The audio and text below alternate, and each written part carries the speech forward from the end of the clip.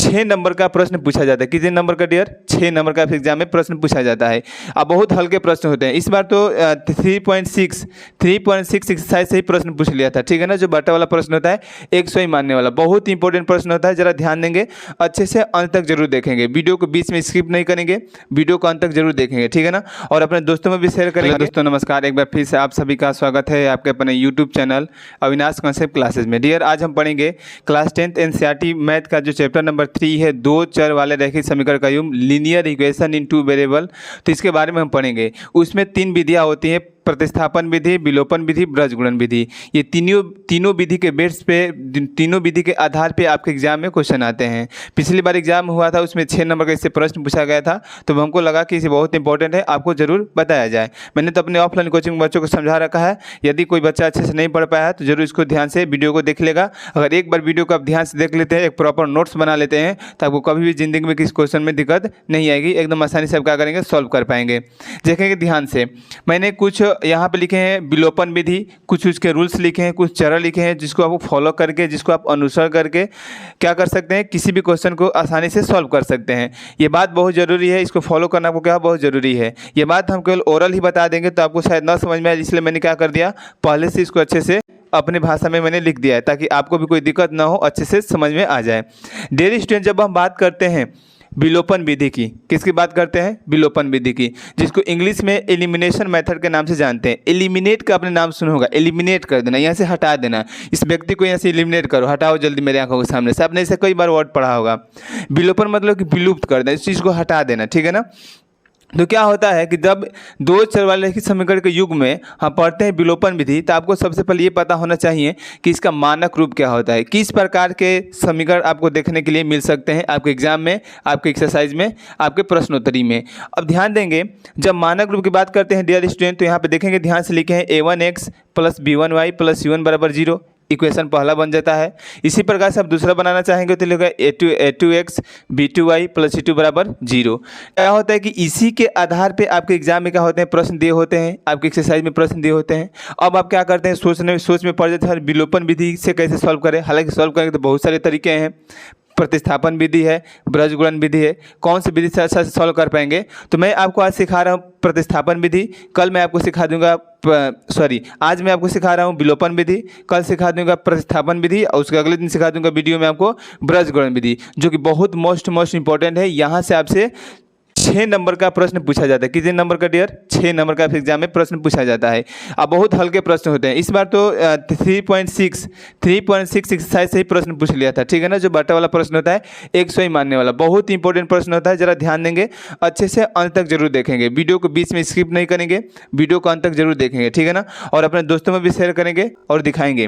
देखिए ध्यान से, चरण नंबर फर्स्ट क्या कहता है कि दिए गए दोनों समीकरण में से किसी एक चर के गुणांक को, गुणांक तो समझते हैं ना, कोएफिशिएंट ऑफ एक्स क्या होता है, किसी भी एक चर के गुणांक को समान या बराबर बनाया जाता है, ठीक है ना। जैसे कि आप देख पा रहे हैं, यहाँ मैंने समीकरण रखा है। यहाँ देखिए एक्स का गुणांक 2 है, वाई का गुणांक 3 है। नीचे देखेंगे तो एक्स का गुणांक 3 है, वाई का गुणांक 2 है। आप कहीं भी ऊपर नीचे देख पा रहे हैं, किसी भी चर का गुणांक समान नहीं है। गुणांक समान होने का मतलब ये है कि अगर एक्स का गुणांक यहाँ 2 है तो यहाँ भी एक्स का गुणांक 2 ही होना चाहिए। यदि यहाँ y का गुणांक 3 है तो यहाँ भी y का गुणांक क्या होना चाहिए, 3 होना चाहिए। अब आप कैसे इसको समान बनाएंगे, ये बात की बात है, पहले आप समझते हैं चरण को, ठीक है ना।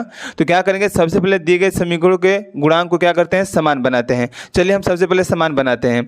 अब बताइए, जिस प्रकार से दो समीकरण दिए गए हैं, हम चाहते हैं यहाँ पे कि x के तथा x के गुणांक को क्या किया जाए, समान बनाया जाए। किसी भी एक चर के गुणांक को समान बना सकते हैं। मेरा मन, हम क्या करेंगे, x के गुणांक को समान बनाएंगे। डियर स्टूडेंट ध्यान देंगे, आपको पता है 2 और 3 के टेबल में 6 आता है ना, यानी कि इसको आसानी से 6 बनाया जा सकता है, यानी कि 6 बनाया जा सकता है। जब इसको 6 बनाएंगे तो आपको पता है, जब भी हम मल्टीप्लाई करते हैं किसी समीकरण में, तो लेफ्ट हैंड साइड तथा राइट हैंड साइड दोनों पक्षों में आपको गुणा करना होता है, ताकि मैथ के नियम को हम फॉलो करते हुए सवाल को सॉल्व कर सकें, ठीक है ना। अब हम क्या करेंगे, इसमें आपको मल्टीप्लाई कर देंगे किससे, तो 3 से। किससे मल्टीप्लाई करेंगे डियर, 3 से। जब इसमें आप 3 से मल्टीप्लाई करेंगे तो हो जाएगा, अंदर मल्टीप्लाई कर देंगे तो अंततः ये क्या बन जाएगा, समीकरण, ठीक है ना। इस समीकरण नंबर हमारा पहला था और ये समीकरण नंबर क्या है, हमारा दूसरा है। जब समीकरण नंबर 3 से मल्टीप्लाई करेंगे और दूसरे में किससे मल्टीप्लाई कर देंगे, आपको इसको इसमें 2 से मल्टीप्लाई कर देंगे। किससे मल्टीप्लाई करेंगे आप लोग, 2 से मल्टीप्लाई करेंगे। मल्टीप्लाई करने के बाद जो समीकरण नया बनेगा उसके बारे में हम बात कर लेते हैं। 3 दूनी देखो, इसका मल्टीप्लाई इसमें करेंगे तो 3 दूनी क्या हो जाएगा 6x प्लस में 3 के क्या हो जाएगा 9y इक्वल टू 6 क्या हो जाएगा 18। इक्वेशन नंबर क्या बन गया तीसरा। कौन सा समीकरण बन गया तीसरा, यानी कि मैंने रीराइट कर दिया, पुनः समीकरण को लिख दिया। अगली बार में देखेंगे इसमें हो जाएगा 3 दूनी के 6x, क्या हो जाएगा 6x प्लस 2 दूनी के 4y, ठीक है 4y हो गया बराबर 8 दूनी 16 हो गया। इसके बाद है समीकरण नंबर 4, यानी कि पुनः जो पहला और दूसरा समीकरण मैंने लिखा था पहले चर के हिसाब से मैंने किसी भी एक चर को क्या बना दिया सेम बना दिया। जैसे कि आप देख पा रहे हैं समीकरण नंबर तीसरे और चौथे में देखें, ध्यान से ज़रा गौर कीजिए कि देखिए यहाँ भी x का गुणांक 6 है, x का गुणांक 6 है, बाकी गुणांक को फर्क नहीं पड़ता 6 है समान है कि नहीं है, लेकिन किसी भी या तो आप y को बना दीजिए या तो आप x को बना दीजिए। यहाँ तक समझिए ध्यान से। अब मैंने क्या किया, एक स्पेशल नंबर 3 और 2 से मल्टीप्लाई करके दोनों तरफ मैंने किसी भी एक चर के गुणा को क्या बना लिया सेम बना लिया। चलिए स्टूडेंट अब देखते हैं चरण नंबर दूसरे पे। चरण नंबर दूसरा क्या करते हैं, स्टेप नंबर सेकेंड क्या कहता है, इस समीकरण में चर का गुणांक बराबर होने पर जोड़ा या घटाया जाता है। चर में जब समीकरण का गुणांक क्या होता है, जब समीकरण का गुणांक समान हो जाता है बराबर हो जाता है, आपने बराबर कर लिया तो इसको क्या कहता है, या तो जोड़ेंगे या तो क्या करेंगे घटाएंगे, या तो जोड़ेंगे या तो क्या करेंगे घटाएंगे। अब जोड़ने और घटाने का नियम क्या कहता है जरा देखेंगे ध्यान से। यहाँ मैंने लिखा है जोड़ने या घटाने के नियम। देखिए ध्यान से, जब ध्यान से सुनेंगे, जब चर का चिन्ह, चर के गुणांक का चिन्ह, चर के गुणांक का चिन्ह समान हो, क्या हो समान हो तो घटाते हैं, समान रहेगा तो क्या करेंगे घटाएंगे। यदि चर के, ठीक है ना, यदि चर के गुणांक चिन्ह विपरीत हो, क्या हो विपरीत हो, एक प्लस में हो एक माइनस में हो, तो उस स्थिति में क्या करते हैं जोड़ते हैं। जब समान रहेगा तो क्या करेंगे घटाएंगे, और जब विपरीत रहेगा तो क्या कर देंगे हम जोड़ देंगे। जैसे अब दोनों के क्या करेंगे, यहाँ पे देख पा रहे हैं कि देखिए यहाँ पे दिख रहा है कि x का गुणांक यहाँ भी प्लस है, यहाँ भी x का गुणांक इसमें है प्लस में है। जब ये समान चिन्ह है तो क्या करते हैं घटाते हैं, क्या करेंगे घटाएंगे। तो यहाँ पे लिखेंगे समीकरण तीसरे में से चौथे को क्या करने पर घटाने पर, क्या करने पर घटाने पर। ये लाइन लिख के उसके बाद क्या करेंगे सॉल्व कर देंगे। तो यहाँ लिखेंगे 6x प्लस में 9y equal to 18 divide by में हो जाएगा 6x प्लस में 4y बराबर क्या हो जाएगा 16।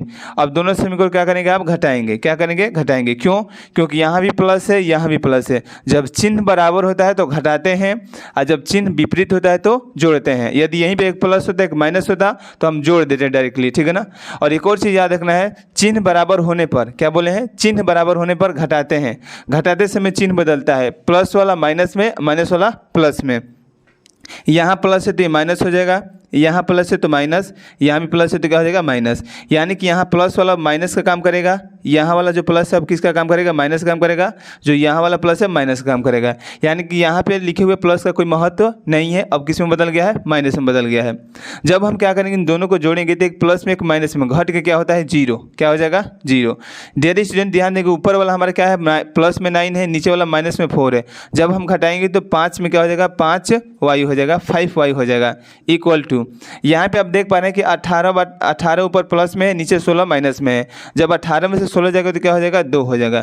तो अंततः यहाँ पे y का मान क्या आ गया 2/5 आ गया। y का मान कितना आ गया 2/5 आ गया।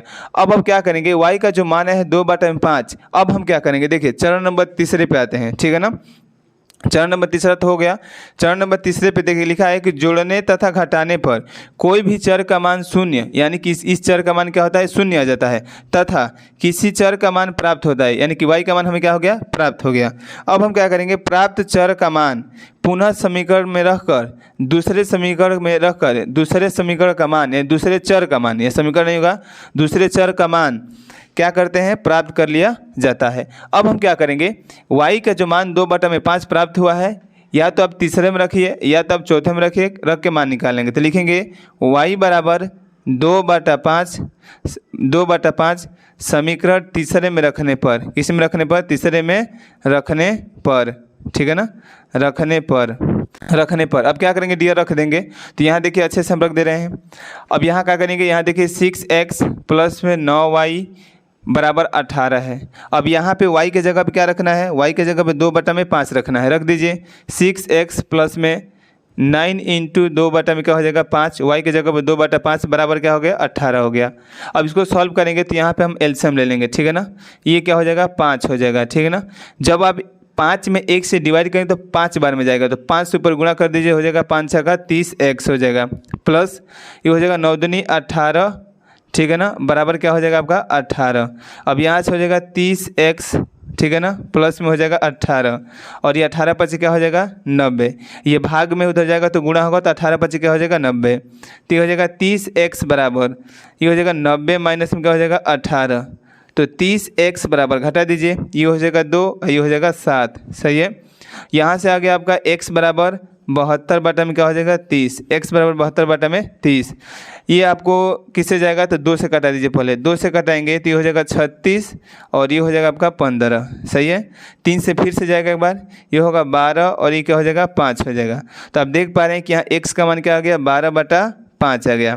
तो इस प्रकार से आप क्या करेंगे, विलोपन विधि का प्रयोग करके आप x तथा y का मान क्या कर सकते हैं, ज्ञात कर सकते हैं। आई होप आपको वीडियो बहुत ही अच्छा लगा होगा। यदि वीडियो पसंद आया है तो वीडियो को लाइक कर दीजिए, कमेंट कर दीजिएगा और आपको कौन सी विधि अच्छे से समझानी है उसे बता दीजिएगा। इसके बाद कौन सी वीडियो लेकर आएँ, ये अच्छे से आपको हम बताने का एक तरीका अपनाए हैं। तो यदि आप मेरे चैनल पर नए हैं तो चैनल को सब्सक्राइब कर लीजिए, बेल आइकन को दबा लीजिएगा और ये बात अपने दोस्तों में भी क्या करें, शेयर करें, ठीक है ना। तब तक के लिए bye bye, take care, hope like it. और ऐसे ही आप क्या करेंगे, अपने एक्सरसाइज के सारे प्रश्नों को आप सॉल्व कर सकते हैं। तब तक मिलते हैं अगले वीडियो में प्रतिस्थापन विधि के साथ। तब तक के लिए bye bye, take care, hope like it. Thank you so much.